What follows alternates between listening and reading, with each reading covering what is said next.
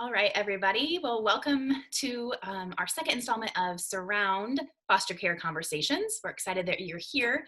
And today I have with me Caitlin Paluska Lawrence. Caitlin, thanks for being with us. Thanks. We're going to get started talking a little bit about what she does in the foster care community, how she's been connected. So why don't you tell us a little bit about yourself, how you first got connected to foster care, and then how you're currently involved. All right, so I think it starts way back when I was in college. I wanted to help people, so I thought the easiest way to do that was to go into the medical field.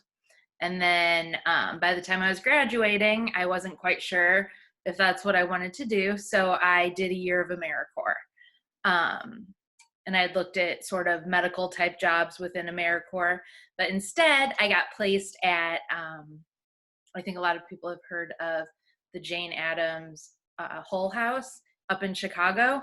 Yeah. I was at the other settlement house that was as old as that one. So I spent a year working, serving the community there in Westtown in Chicago. It was primarily Hispanic. And I fell in love with it. So I helped with Head Start. I helped with the senior programming. I helped with the after school programming, the food pantry, the community resources that they provided. And I realized I could help people. And even though it was maybe more messy or not so cut and dry, I really liked it. So after a year of doing AmeriCorps up in Chicago, I moved back to Peoria. I got hired by Catholic Charities, which is now the Center for Youth and Family Solutions, it was an on-call advocate. So I would respond to kids that had ran away, parents that had kicked kids out, stuff like that. Then I became a caseworker. Then I became a lead caseworker in the area, kind of like the supervisor. And a lot of those services were focused on keeping kids and families out of the system. Mm-hmm. And I got to the point where I wanted to do more. So I decided to go to law school. So now I am a public defender in Tazewell County for the abuse and neglect courtrooms. I'm a parent's attorney, and then I also have been an assistant state's attorney in Peoria County in abuse and neglect and delinquency. And then I'm also a Guardian Ad Litem, which is a parent's attorney for adoptions, guardianships, and family custody type stuff. So I basically just can't stay away from it. Yeah, sounds like it. Just a couple things. You're like, quite enough. So I just decided to do it all. I wanted to be able to do more. So I went to law school. Now I'm an attorney working in abuse and neglect. Yeah, I love that. I think it's one of the parts of foster care, a lot of people, even myself who's been a foster parent, I don't fully get how it all works or what your job entails. So kind of what do you do, I guess, in that side of things right now currently? Okay, I think it might be best to just give a quick overview. So there is the juvenile abuse and neglect court system is set up for the best interest of the child. So there's the assistant state's attorney who represents the state, which is really in Illinois, like the county. And their goal is safety, which a lot of times looks like what the GAL does. The GAL is the Guardian Ad Litem. They represent the child. So they represent what the child needs, what the child's wishes are, all about the kiddo. Mm-hmm. And then I'm a public defender. So I am a parent's attorney. There can be one parent or quite a few parents in a JA case. And I represent low-income parents whose children are involved in the child welfare system, and I provide them adequate, appropriate representation, try to communicate things to them in a way that they understand and can process, and advocate for them throughout the entire process. So if it ends up being that they're reunified with their kiddos, I'm there all the way through to the end. If it ends up being that they surrender their parental rights or their rights that eventually get terminated, or if they like do a guardianship or something. I'm there through all of it, representing that parent through that process and advocating for them in court. Yeah, thank you for doing a little bit of the overview. The players in the courtroom, I know can be confusing depending on what part you're entering in as. You're just a foster parent, you're like welcoming kids into your home and wondering like, what do all these goals mean? And who's who? And as a foster parent, you don't talk a whole lot, you kind of just observe. But I love that I know you, and I know that you are giving such good representation to these parents who so many of them are trying really hard to reunify with their children. So I just love that they have someone they can call upon now in our area. I don't know anybody else, but I know you're great. So that makes me feel good. There's a group of us, and we're all good. Yeah. So that's wonderful. There's a lot to navigate in that position. So what do you love about your current role, and how do you see your gifts being used there?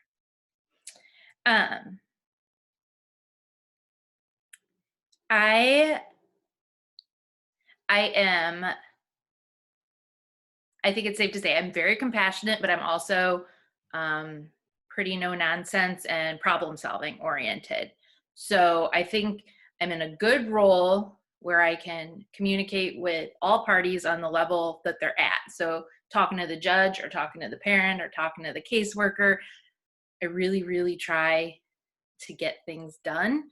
And again, not to toot my own horn or anything, but I really think I'm good in that role. And so I'm happy about that, because each little part of the system that's able to improve even a little bit improves the whole system. Each caseworker I can talk through things with, each foster parent I can talk to, each parent I can talk through and advocate for. Each little bit really makes a difference in fixing and improving this very vital but messed up system we have.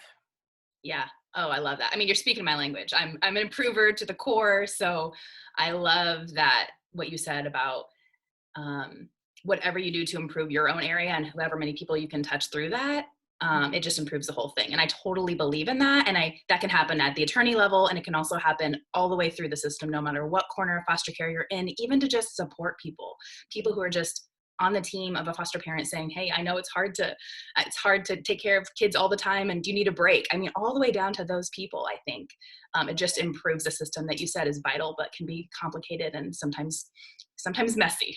So, Yep. So that's wonderful. And you're not tooting your own horn at all. I asked you, I said, what are your gifts? So I think my gifts fit my job really well. That's also so wonderful when that happens. I think it helps us to feel like what we do daily is life-giving, and that makes it sustainable. So that's good. Okay, so what are some misconceptions about foster care that maybe you've run into either currently in your role you have now or even beforehand, before this one? This is very focused kind of on where I'm at now, but I'll just say, when people try to say to parents or think about I'm talking about bio parents right now. Yeah. Just try harder, just fix it. It's easy. You love your kid, love them harder. You can do this. That all of that's true. You can fix it, and you do love your kid. But when I had my kiddo a couple years ago, it really smacked me in the face how hard parenting is. And that is from me, who has a husband, a support system, a family, an education, a home, transportation, an income, access to counseling, access to medication. And it's still 2 months into this thing, so hard. So I really think that's one of the biggest misconceptions. And I know no one means harm by that, but it's really important to remember that a lot of these bio parents in the foster care system it's generational. Yes. They think they're doing better than their parent, so they're doing good. Mm-hmm. I was talking to a client yesterday, she finally got a home, but she doesn't have transportation, but she needs to get to all her services, but she has to keep her job because her job means isn't homeless like she's been for the last 4 months. Like it's a vicious cycle where all those things that a lot of people don't struggle with having really affect the fact that you need to fix your substance abuse problem, get out of your domestic violence situation, and, get control over your mental health, all while keeping a job, keeping a house, getting transportation, and having a support system. So it was really, when I became a parent, I thought I got it, but I got it so much more. It's hard for me, and I have everything. So I can't imagine having one of these issues that bring a kid into care, like substance abuse or domestic violence. Right. And not having those protective factors. Yeah. Oh, I think that you nailed the perspective that so many of us can miss in this whole thing, because we can often get caught up in, rightly so, in what's going on with the children and making sure they're safe. Of course they should be, but then to think about the backstory and the generational backstory and the real circumstances people are facing.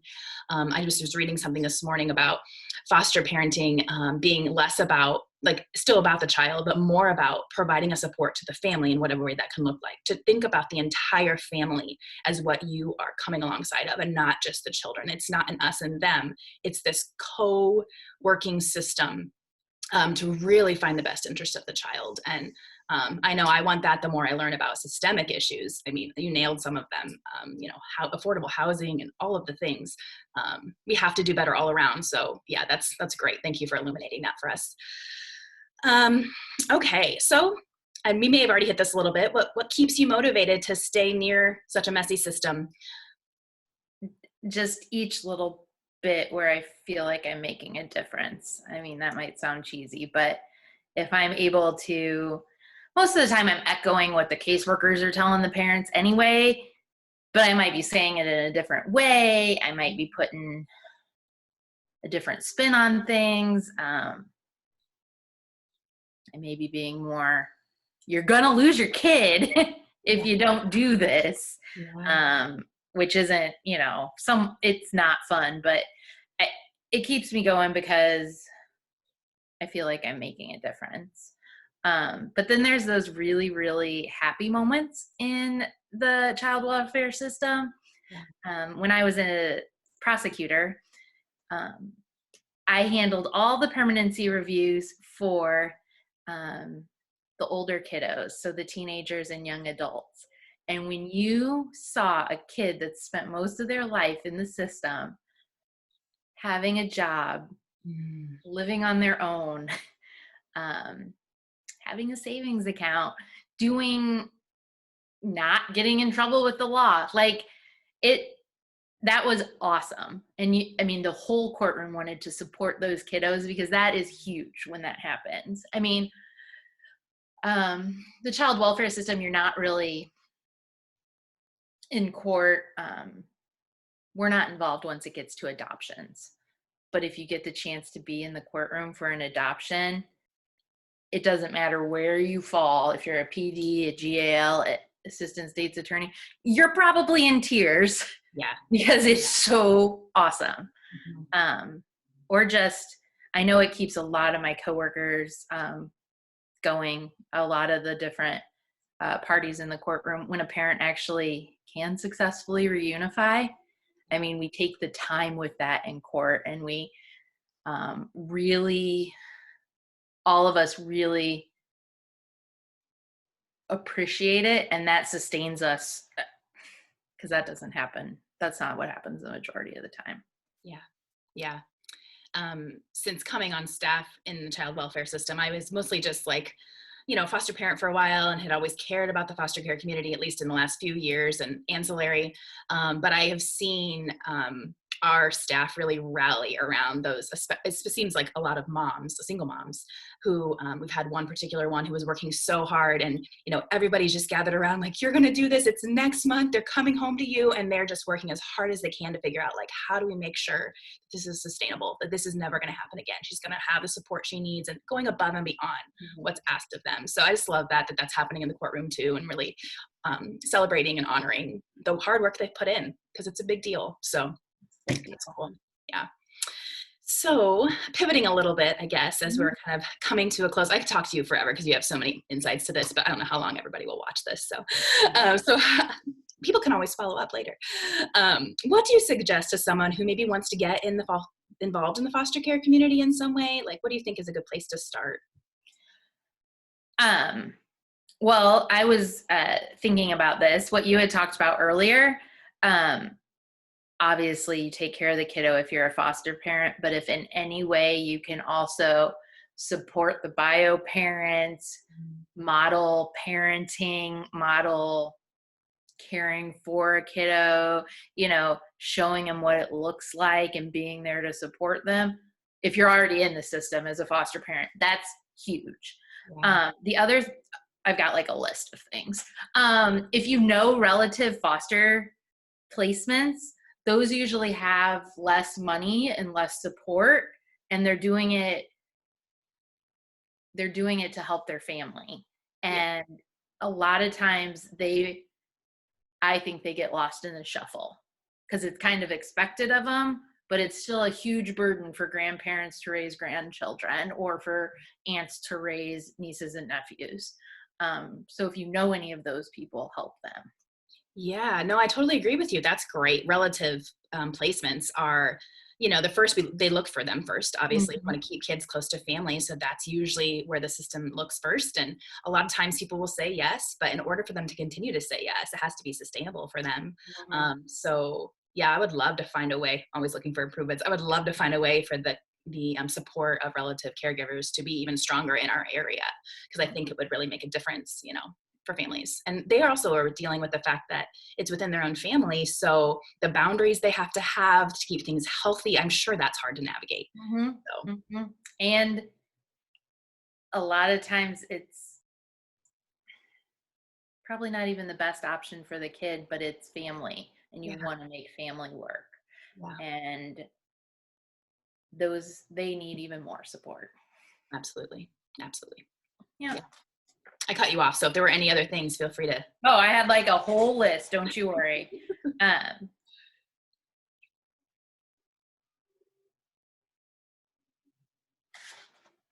Get background checked so you can be a support to a foster family.